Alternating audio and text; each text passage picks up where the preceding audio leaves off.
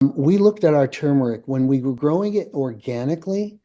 Our yield, our biomass yield per hectare was 15,000 kilos per hectare. When we switched over to regenerative farming, we yielded 80,000 kilos per hectare on the same land grown in the same soil. By paying attention to the soil food web, when I say the soil food web, I'm talking about the beneficial fungi, bacteria, nematodes, protozoa, arthropods, macroarthropods, all of these entities that exist in our soil that are responsible for carrying nutrients into the roots of the plant and responsible for protecting the plant from pathogens and are responsible for, you know, all of what our body needs to keep it healthy.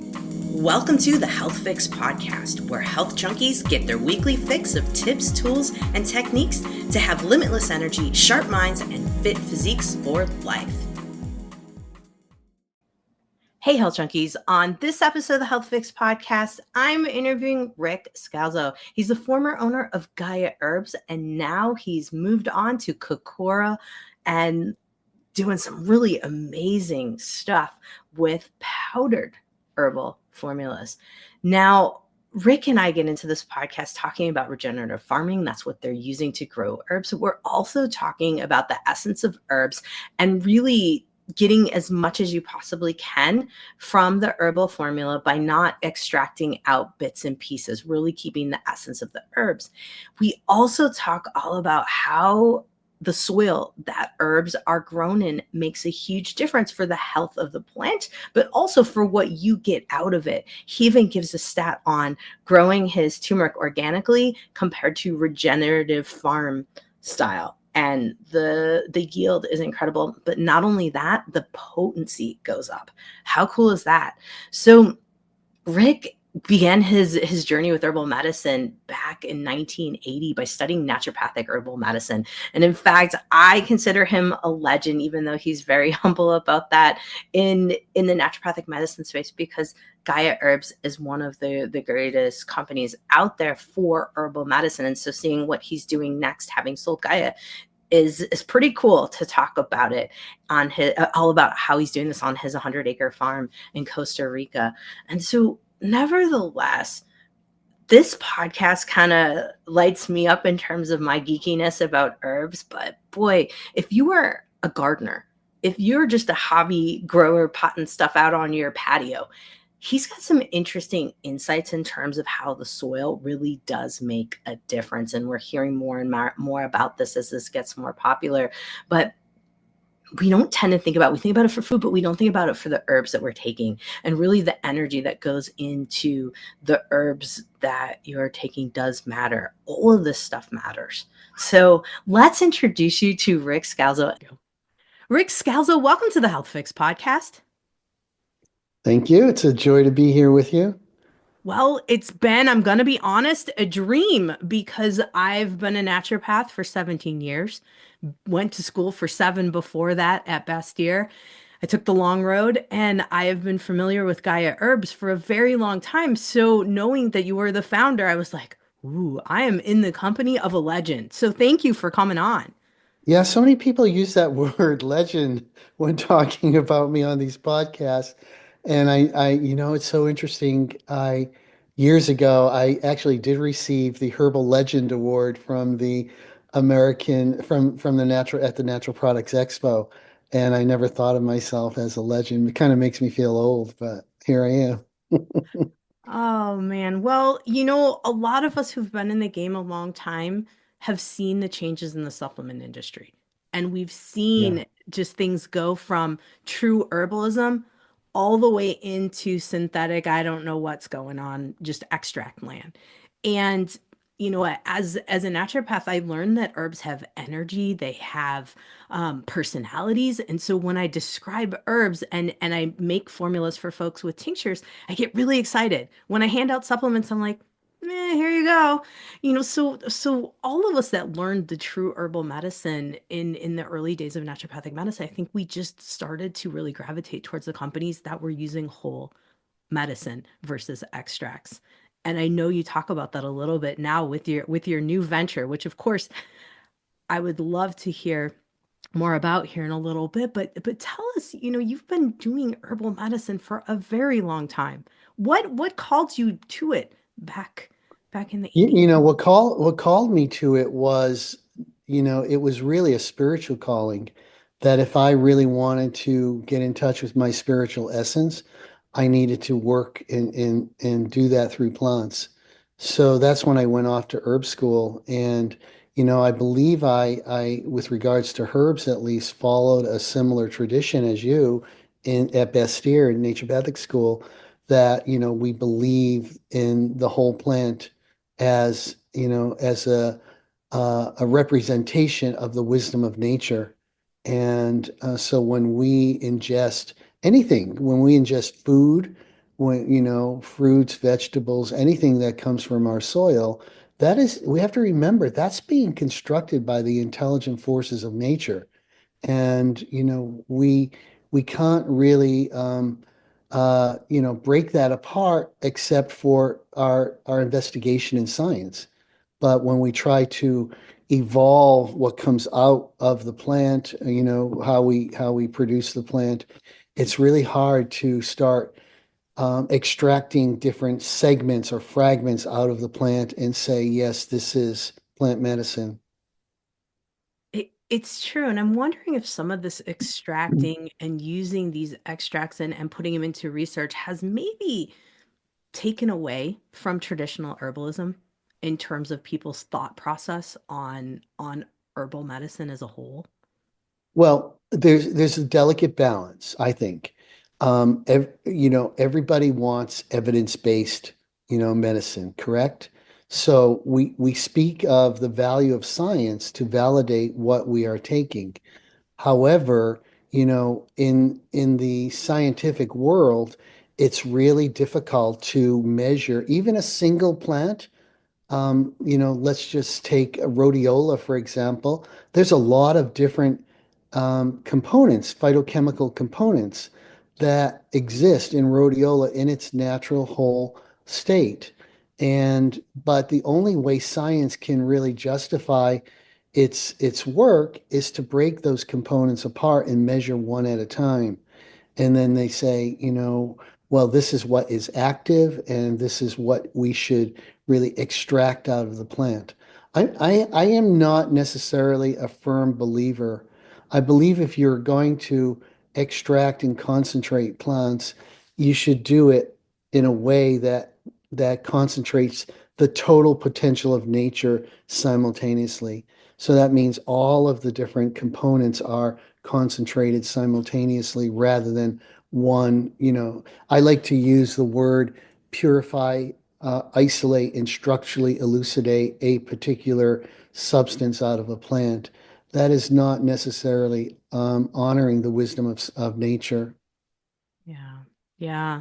And that's kind of where it's hard to go evidence-based, science-backed, and also honor the energetics, what went into the soil, what went into the harvest, what went in, with the person's energy. And this is something I've talked a lot about with my clients lately is, we're buying supplements from big companies now, and a lot of it's big pharma backed.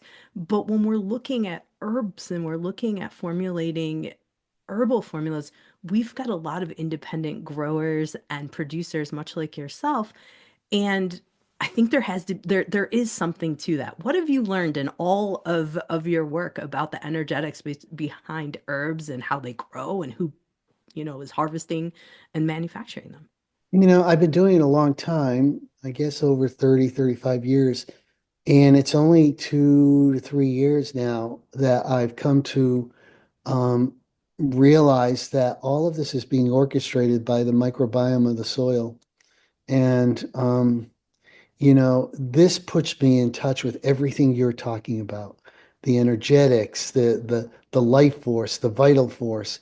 It's all being orchestrated by the microbiome. We call it the soil food web in the soil. And it didn't come so clear to me until about 3 years ago when I adopted regenerative agriculture of our plants, and that's what I do in Costa Rica now.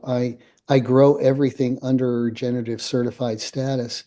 But paying attention to the soil food web, when I say the soil food web, I'm talking about the beneficial fungi, bacteria, nematodes, protozoa, arthropods, macroarthropods, all of these entities that exist in our soil that are responsible for carrying nutrients into the roots of the plant and responsible for protecting the plant from pathogens and are responsible for, you know, all of what our body needs to keep it healthy. It's all being conducted, orchestrated by the soil food web, and that is the microbiome. And frankly, we test it in the lab. We test our biome of the soil through the microscope in our lab on the farm, and so we're able to understand how much vital force is being orchestrated into the plant from our soils. Ooh, that's fascinating. That's fascinating. I'm guessing a lot. I mean, I don't know any other companies that are touting doing this right now. And Mhm. so I'm guessing you're kind of, what will we call it? You're charging a new path here in terms We of, may be, maybe that's why the Regenerative Organic Alliance, who certifies farms, gave us a gold status. A very, very infrequently do they ever issue that status, but they see what I'm doing on the farm in Costa Rica, and they do their audits once a year, and they are overly impressed with how we're going about doing this because they know that my philosophy is all about the healing power of nature and the vis medicatrix naturae. That takes us back to 20, 30 years ago, right? And that's what it's about. And that's the beauty of plants and taking plants as supplements is because they can capture that healing power of nature from the soil in a direct way. And if that we don't interfere with that when we dry and process the plants into extracts or whatever, then we carry that healing power of nature from the soil into our bodies. it's fascinating to think about. And I think folks are really starting to realize, the whole farm to fork. And in our family, we call it farm to mouth or farm to mouth movement. But the whole process of this, folks are really learning about it. But I think we haven't quite, we're just starting with supplements and where we're buying things from, and in particular herbs. Now, Rick, I think a lot of people might be thinking, okay, regenerative farming, we've talked about the microbes in the soil. How do you do this kind of thing? What's going into the actual tilling of the soil and maintaining the microbes in it? What kind of things do you guys have to think about? What are you guys up to? Just so folks can get a little bit more sense of like, okay, regenerative. What is that Yeah, exactly? you mentioned a key word there, tilling of the soil. Essentially, we don't. Um, Okay. in regenerative farming, the motto is we always want a green carpet over our soil, and that is because we don't want carbon to escape into the atmosphere. And so having green, and that takes a lot of work. When you plant your crops, you plant intercrops, so your beds are thicker with herbaceous material, and you plant unique cover crops. In our case, we plant real unique nitrogen fixing crops. And then when we prep our soil each year for replanting, we don't till. What we do instead is we use an implement called the yeoman's plow. Have you ever heard that term? No, no. Oh, I'm so fascinated by it. It's an attachment that is pulled behind a tractor, and it's got these long, I forget what you call them, but um, they're like long metal rods that have a kind of a spike on the end, and they're pulled by the tractor. And these rods are only 1 inch thick. And so what they do is they go 22, 24 inches into the soil, down into the soil, and they open up points of aeration. So they open up the compacted soil, which allows for the soil food web, the microbiome of the soil, to have more water feed them, and more nutrients feed them. But what we do is when we do this yeoman plowing, which doesn't turn over the soil, it just opens up 1 inch spaces in the soil, we inject what we call mountain microorganisms. And we make those mountain microorganisms from in our own biological lab at the farm. So how we do that is we go out and we harvest the forest a little bit, just a 1/4 inch, 1/2 inch of the forest floor, along with the leaves, the branches, the decaying material, some of the soil. We bring it back into the biological lab and we mix it with rice semolina. Hmm. And then we add molasses to it. Then we add coffee, the coffee hulls. Then we add cloves and cinnamon, which are biological stimulants. And we take that, mix it all up into a thick kind of paste, and then we put it in a 50-pound sack and tie it at the top and put that sack in a 200-gallon tank of water. And we ferment it for 2 weeks. It's like making a unique tea ferment. And then after it's fermented, you get about 2 inches of microbiological growth on top. That's all mixed in, and then we take the liquid, and that's what's injected when we kind of quote yeoman's plow our field, which is not tilling, it's just opening up these spaces. We're pushing mountain microorganisms right into the soil at a depth of 24 inches and feeding the microbiome of the soil with all this amazing, um, you know, uh, uh, growth activator. And then we spray this on our crops to stimulate growth. And we also make our fertilizations ourselves, and we make our pathogen controls ourselves, all made with this mountain microorganism. We make our own trichoderma and streptomyces, which are used to treat different plant pathogens, so that we can maintain an ecological balance of all of the organisms and creatures on and around the farm to work for the betterment of your herbs. Wow. That's fascinating. I am like, okay, so one mountain microbe, formula has almost three jobs here. Yeah, Soil spray, instead of a pesticide, which, a lot of folks are very curious too about, what kind of things are being sprayed on the herbs that they're purchasing. And so it sounds like you have two organisms in particular that are protecting from invasive species, let's call it that, or pests. How does, give us a little more background on that so folks can kind of understand a little bit more there. Yeah, we not only use the mountain microorganisms as a spray on the crops, which is a biological stimulant and predator pathogen control, but we also we make a compost tea from worm castings, the poops of worms, which is very, how should I say, activating to the plant and to the soil.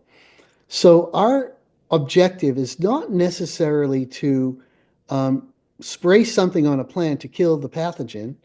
Our objective is to strengthen the plant so it lives in harmony with the pathogen, and the pathogen can work on some of the unfavorable weeds or other things that are growing alongside of the crop that we're growing.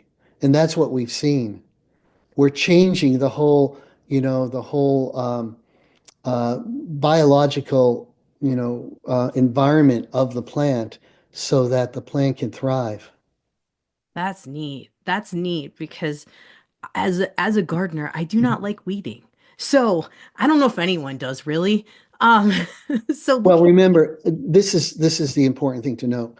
Weeds are the first succession of growth in the spring, and they usually thrive on a crude form of nitrogen.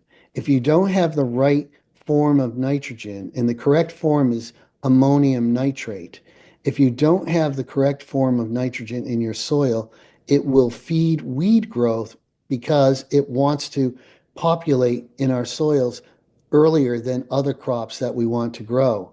So it's important that we kind of create the right nitrogen in our soil, and that's what the soil food web does. It's working for our betterment to create balance. And you know why, if I might just tell you what the outcome of all this effort is? Yeah. We looked at our turmeric when we were growing it organically. Our yield, our biomass yield per hectare was 15,000 kilos per hectare. When we switched over to regenerative farming, we yielded 80,000 kilos per hectare on the same land grown in the same soil. Not only that, we tested the turmeric for curcuminoids in organic, and it was about 2.5 to 3% grown organically. When we grew it regeneratively, it had increased to about 8.5%. So Wow. 2.5-fold increase in bioactivity. So that tells me nature is doing the concentration, not the plant extraction. We don't need to use harsh chemicals or isolate, purify, and structurally elucidate plants to get these artificial concentrations of curcuminoids in a product that lacks the wisdom of nature. We can allow nature to bring the concentrations to a level that's very wholesome, and the levels that are very therapeutic for us. Wow. I'm speechless. I'm like, wow. I've definitely, heard of regenerative farming and whatnot. And, of course, in my really hobby garden, I didn't I haven't gone there yet. I haven't educated myself, but I'm thinking, a lot of folks may be listening to this thinking, wow, Rick, I think maybe we need to step up our gardening game a little bit here now, what you're telling us. We can all do it. You could go online, and on the most of your listeners might have heard of the Rodale Institute, which is the leader in regenerative farming research. And so we've collaborated with Rodale quite a lot in the past. And you can actually listen to uh, courses, short courses on the internet on regenerative farming put out by Rodale to teach you some of the mechanics of how to do this. Wow. That's neat. That's neat. We're definitely going to put that link, guys, at drjkrauseND.com so you can check that out because I do think that this is the future of growing, but it's also something to be thinking about when we're looking at our herbal products. Now, of course, I want to move into your new venture here, and I'm thinking it's pronounced Kokora, but That's I correct. need your help. Okay. That's Okay. correct. And I did a little searching that it's a Japanese term. It comes off of a Japanese term, kokoro, for mind, heart, and spirit. So give us a little background on when you were brainstorming names. How did this come about? Oh Give my us. God. There's quite the story.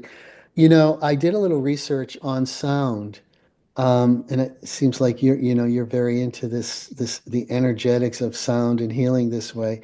And the sound of words that start with K has a unique resonance in the air. You can go online and read about it, but in the air, when the air hears a K sound, it actually creates a vibration that triggers a memory in the brain to remember that sound or that word. And also, it creates a very positive vibration in the physiology. So I knew I wanted a brand that started with ka. Ka was the sound. It's a sound of nature that it's symbolic to the numerology number 11, which is a power number. And so we chose Kokora as the name of the brand partly because of that, and partly because I really am enriched by the Japanese philosophy of a full integration of spirit, heart, mind, and to me, that's kind of the message that I'd like to bring about how to show up and, not interfere, and not interfere with the healing power of nature. And, which is another premise of naturopathic medicine. Yeah. Yeah, absolutely. All right. So I guess I chose well when I found my husband with the last name that started with a K. So, There you go. yes. So moving into, the gardening, not gardening, the farming itself and Costa Rica and the products that you have currently, I'm curious. I've seen a lot of regenerative farming practices of sorts in terms of videos, and it looks like maybe Costa Rica is a hot spot for that. But I'm curious, why Costa Rica? Just out of Well, curiosity. excuse me. When I moved on, sold Gaia, I actually moved to Costa Rica. I had friends there, and I had been going to Costa Rica. And when I was at Gaia, we actually had a research farm there for about 10 years. So we were researching growing a number of medicinal crops. So it made sense. I knew the land, I knew the soil, I knew the people, and it made sense. And so one of the first things I did is I bought this farm in Costa Rica, and it's a small farm, only about 100 acres. And we started growing about, I think now 12 tropical medicinals. And then I know or you probably know of one of our colleagues, Dr. Paul Mittman, who is the president of Sonoran University, was Southwest College of Naturopathic Medicine at the time. He and I had always talked about putting herbal medicine under the roof of a naturopathic college when I was at Gaia. And so when I sold Gaia, I made a large donation to the university, which is University Sonoran University now, and we established the Ric Scalzo Botanical Institute of Botanical Research, and where we have, I think, about 10 researchers now and a tremendously well-equipped science lab to study all of the products that Kokora is making. Cool. Oh, that's exciting. And so with research coming out, how do we find out about it? Where are things at right now? Yeah, so the research that we're doing is bioassay cell line research. So we're using human cell lines to discover the um, efficacy and the basically, you make a product and it has a structure function claim. And so we want to really support that claim and support the efficacy of the product with this kind of in vitro, not in vivo, but in vitro study on human assays, cell line assays. And it does tell us, it gives us directionally a good confirmation of what these herbs are going to do in the body. And, short of doing a clinical trial, we have some indication of how they may show up and the kind of actions they may have in the body. And it's been fascinating to see the reports coming on some of these first products, some of the powders that we've launched already, in terms of how these products, help our body to address stress and the stress response, and looking at cortisol impact and some of the impacts on different genes and cell lines in the body. It's really fascinating, the reports that are coming in. We will publish them in the next upgrade on our website. We'll have all these data points coming out published from the Institute on each product. Right. Really cool. Really cool. And so folks, kokoralife.com, Kokora life, Life, of course.com. We'll have that in the podcast notes so you can stay on top of that because I love to see research because I can reference it and use it as a tool to help educate folks. So that of course excites me to hear that's coming out. Now, of course, let's talk about the products you currently have. Um, get a couple things. Of course, I love mushrooms. I love ashwagandha pretty, and you also have the roasted kokora lift, which I think for a lot of people, a lot of folks are realizing that coffee hurts their tummy. They're not doing so great with that. So give us a Yeah. little scoop on why you chose what you chose to launch with first and go from there. Well, we chose we wanted to create a new category. Ashwagandha exists as a very popular herb, and mushrooms exist as a very popular category. But there are not many products that exist that properly combine in a strategic manner ashwagandha with mushroom extract. So we have done that, created a new category, ashwagandha and super mushrooms, and we've created a direction for each of the five products. You mentioned mushrooms first, and so one of our products is seven mushroom mocha, which is, very convenient to take. It's in a background of cacao and coconut milk, so all organic coconut milk powder. And we have seven regenerative mushrooms, I think totaling of about 1,500 milligrams per dose, which is a hefty amount. It's the equivalent of three 500 milligram capsules of mushrooms in that dose. And all you do is just mix it in hot water or mix it in nut milk, and you have a wonderful tasting beverage without added sugar or added sweetener. And so that's been our most popular product so far, and rightly so, because a lot of people are really looking for that immune support that mushrooms give. I mean, they're super popular right now. There are, multiple other companies that have different versions of things, but I think what I'm getting at with you is more that no one is growing them like you are. And then Well, also the processing, correct? yeah, the growing of our where we source our mushrooms is sourced by friends of mine who have China has been um, growing mushrooms, producing mushrooms for thousands of years. And there's nobody in the world that knows how to grow mushrooms better than this ancient tradition of farmers in China. So my friends actually collaborate with mushroom farms in remote regions in northern China. And they're like, I want to say over 10,000 mushroom farms that they collaborate with to grow these mushrooms, and they get them certified organic. And I've never seen anything quite like this in terms of the purity and the potency and the cultivation integrity of this mushroom operation. So we purchase our mushrooms from our friends who are responsible for this cultivation in China.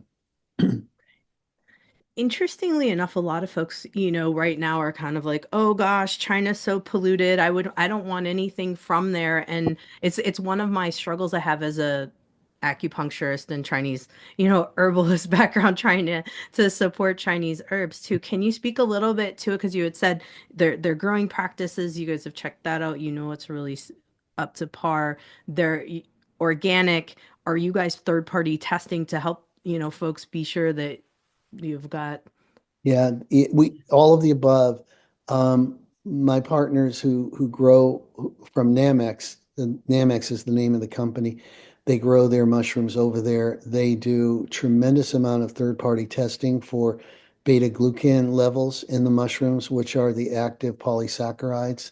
And we also validate that. When we get the mushrooms here, we do a validation lab test, send it out for our own independent lab test to validate their claim of activity. And you talk about dirty China. I go to China every year, once or twice a year, and I always come back and I say, I've never seen a major city like Beijing so clean.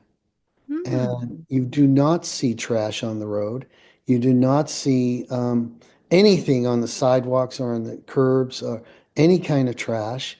And it's impeccable how clean that city is, with rose bushes along the highways, ginkgo trees along the sides of the highways.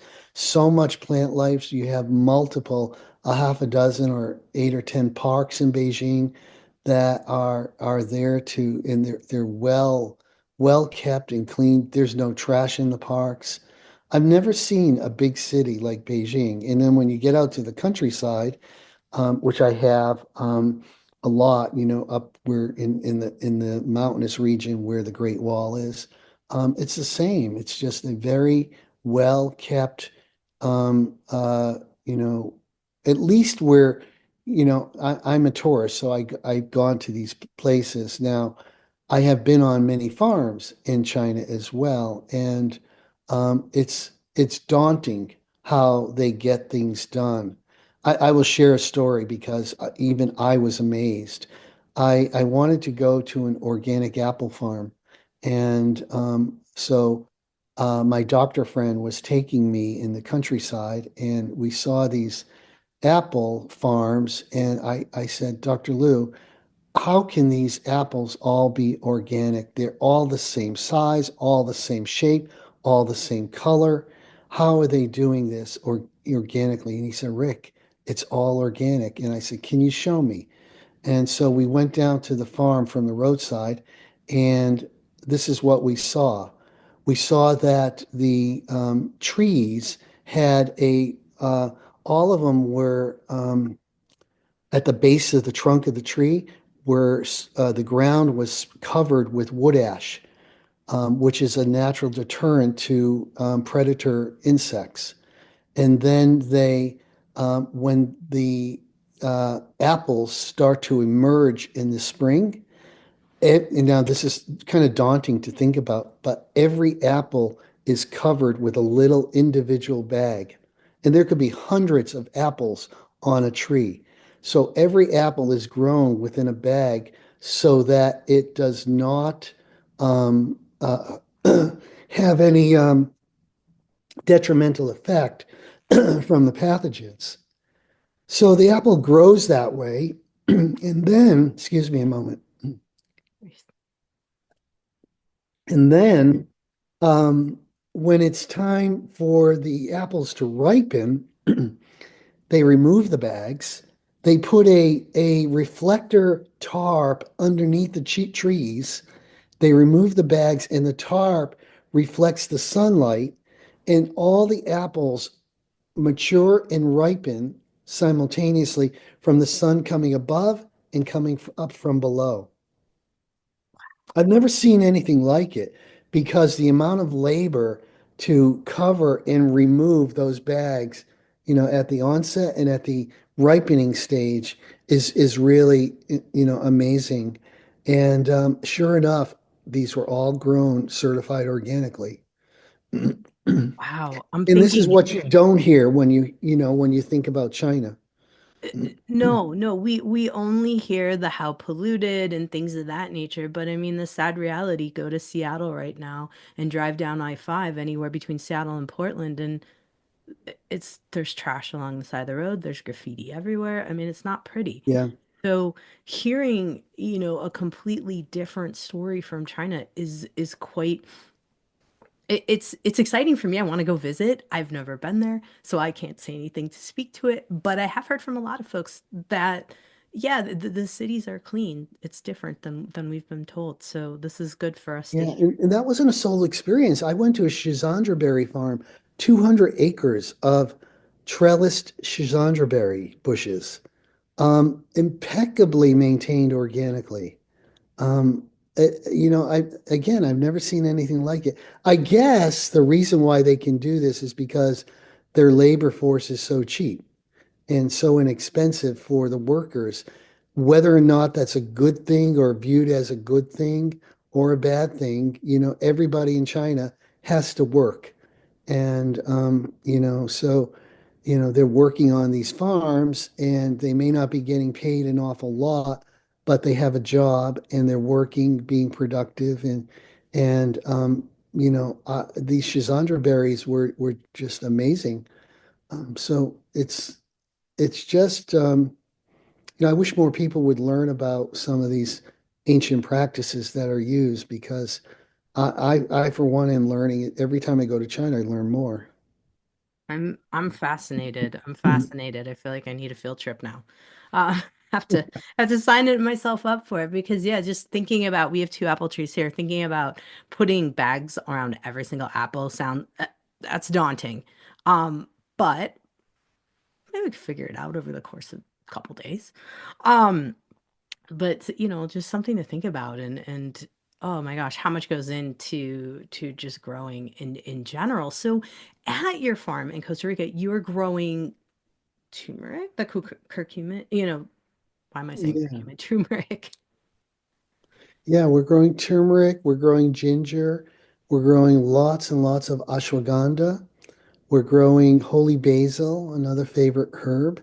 We're growing bacopa, which is a herb that's really becoming popular for cognitive function.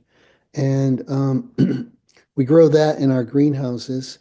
What else are we growing? We're starting to grow, we're putting in 10,000 moringa trees this spring. And we're growing Chinese skullcap and mucuna. I don't know if you know mucuna. Do you know Mhm. mucuna? A Oh lot of yeah. people don't. We're growing lots of mucuna there, both as a cover crop and as a medicinal crop. Interesting. I had no idea of using it as a cover crop. And for those of you thinking, what is Macuna? I mean, it helps quite a bit with boosting dopamine, and a lot of us need that. We don't necessarily have to have Parkinson's to get a dopamine boost. Exactly. I feel like being in perimenopause, heading into menopause, dopamine's like amazing. It's it's my drug I of love to choice. hear. it.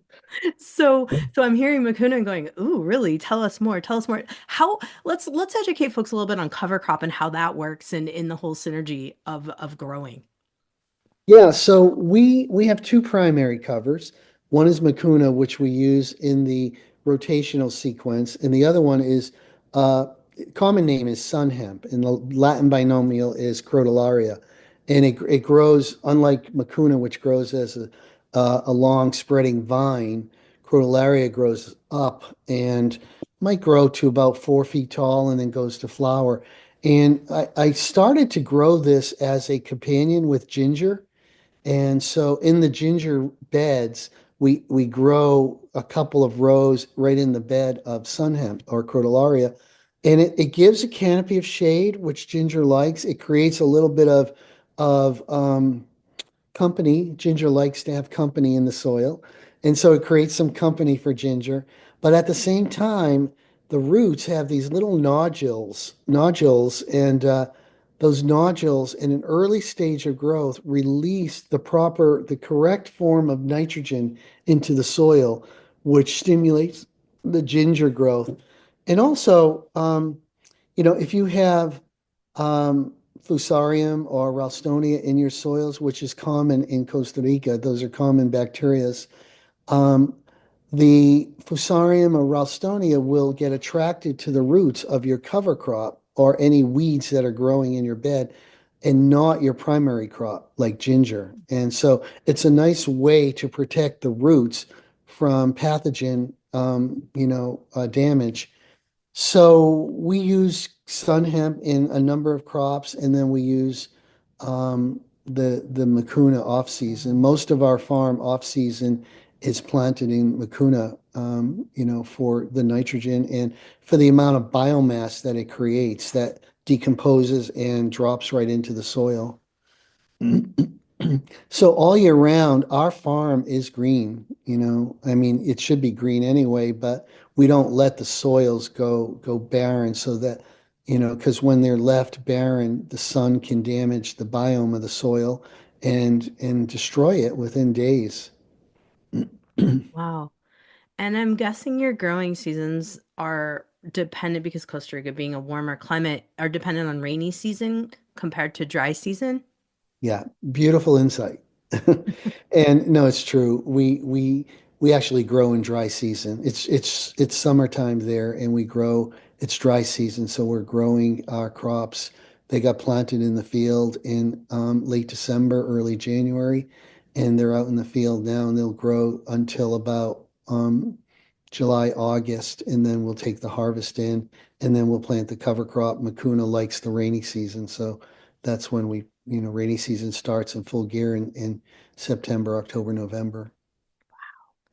So many things to think about But I love that all of what you're incorporating into the Kokora farm. Now, of course, I've got to ask, are you doing any tours? Because I know a lot of people go to Costa Rica for vacation. Is there anything on the horizon for tours or for tasting Yeah, or there are. We're doing a and well, first of all, anybody can contact me, and if they're in the area, can I can post them and share the experience of our farm with them. I'm happy to do that. I've done that a lot, but we are holding some contests that will be managed at the retail outlets that are carrying our products, where we have an email entry for contest for a free trip to Costa Rica for a weekend retreat with our our team down there, and we're doing that once a month starting July, August, September, offering free trips to Costa Rica. oh, cool. I have to figure out what stores are carrying you so that we can send folks there. I do see it on your website. So guys, you can go over to kokoralife.com and you'll see the where they're located in Yeah, which retail. store is looking? Yeah. Yeah. So Rick, you have so much going on there, so many different things. My next question is, what's next for you? What's on the horizon that So, you're kind of thinking about? so the next product lines that we're launching are the super mushrooms, which will include a one of the regenerative herbs from our farm. Like three of the mushroom products will have ashwagandha root and leaf, and our cordyceps product will have mucuna, and our lion's mane product will have bacopa, all regeneratively grown. And then we're launching a line of single certified regenerative organic herbs that will be turmeric, holy basil, bacopa, passion flower, ginger, and ashwagandha. And then after that, come May, we'll be launching a line of regenerative organic formulas. And those will be formulas for adrenal health, for sleep, for energy, for stress, for memory, and for energy, and if I had said that already, and for allergies. So we're coming out with these product, and these are in capsule form. They're vegetarian capsule, and they would include the herbs, the crude herb coming off the farm, in addition to the extract of the crude herb that has been freeze dried without any excipients. So, a lot of products these days contain maltodextrin or magnesium stearate as excipients, but ours will be excipient free and super concentrated with freeze dry technology.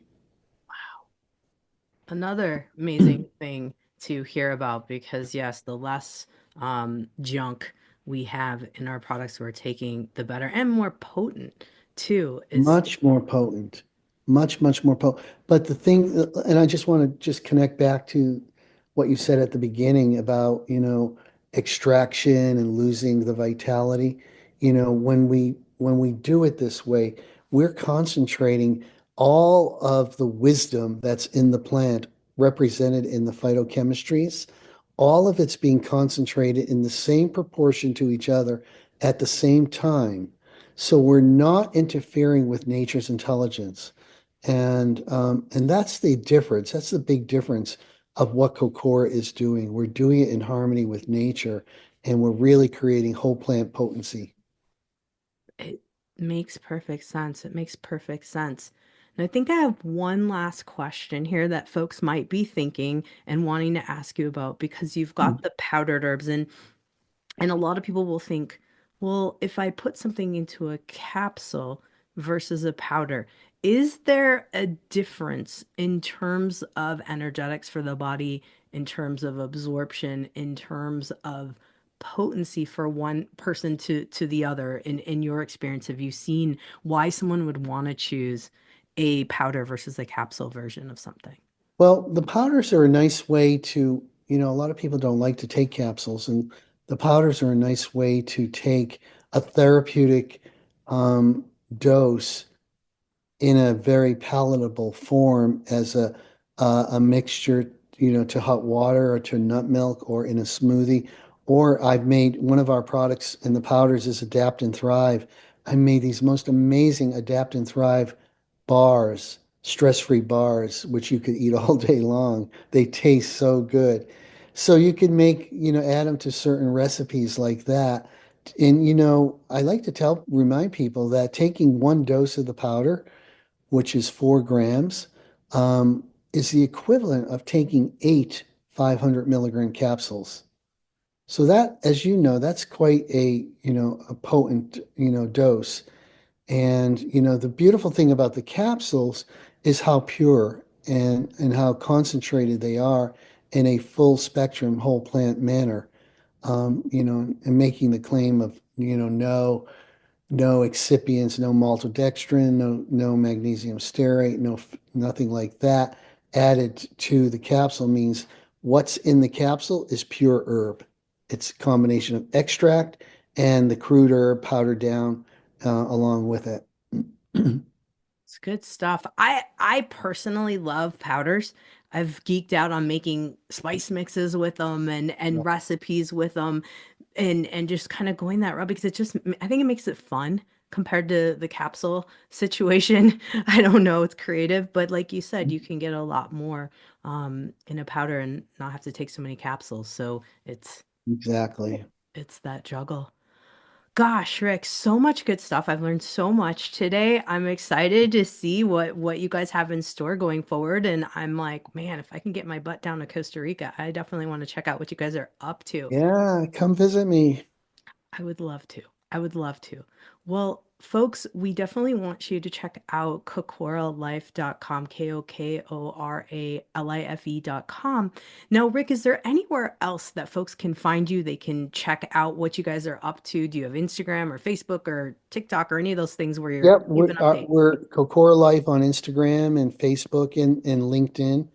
And then we're on Amazon, on on the buy shop center, and so people can search and buy our products on Amazon, or they can do it on our website through Shopify on our website. So you mentioned our website, kokoralife.com, and of course all the stores that carry us now. There are hundreds of stores around the country, and that store locator list is also mentioned on our website as well. Makes it super convenient for us to search and figure out where we can find it. Oh, I'm so excited to try things out, and I really do need to get my homework and my garden up to speed in the regenerative farming department here. So I'm gonna come down and visit at some point here. Maybe we'll do a repeat podcast with me down by you. Love That would that. be fun. That was Um, a lot of fun. Gosh, Rick, thanks so much for what you're doing and helping folks learn more about regenerative gardening and also herbal medicine. It's so important. It's my joy, my pleasure. Thank you. Hey, fellow health junkie, thanks for listening to the Health Fix podcast. If you enjoyed tuning in, please help support me to get the word out about the podcast. Subscribe, rate, and review, and just get that word out.